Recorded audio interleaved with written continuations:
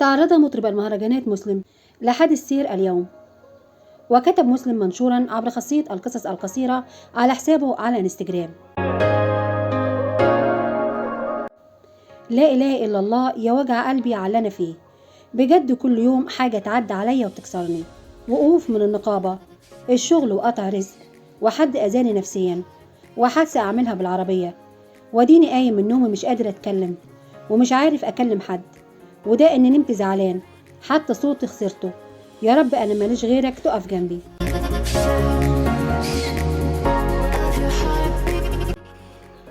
وأحيا مطرب المهرجانات مسلم حفلا غنائيا يوم 12 مارس الجاري